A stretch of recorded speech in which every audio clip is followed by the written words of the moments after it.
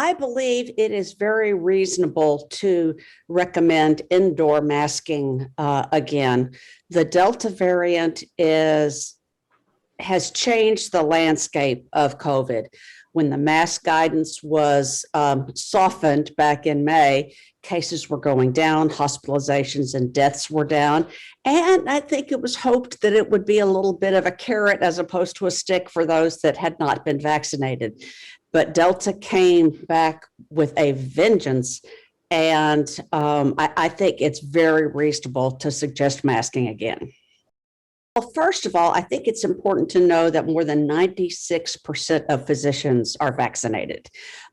It seems to me that the more you really understand about these vaccines, the more likely you are to get them.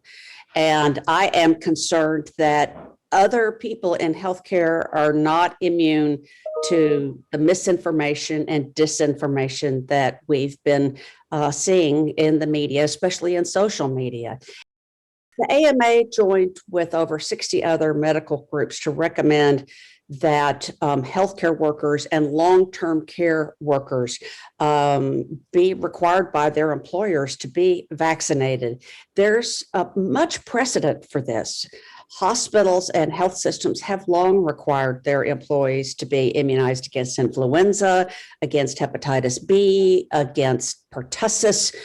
They follow them very, very closely for the development of tuberculosis, all highly communicable diseases. So I think it totally fits to include the COVID-19 vaccination in that group because of the wild spread of it in the population right now.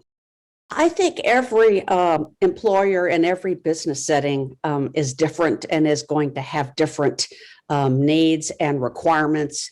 I think it's important first to help your employees understand the importance of vaccination, how you support them in getting time off for the vaccination and maybe a little bit of a cushion of time afterwards if you don't feel well for a day or two. That's not uncommon and it resolves very quickly, but there are workers that are concerned that they may lose their jobs or that they miss time from work and need that salary because of getting vaccinated.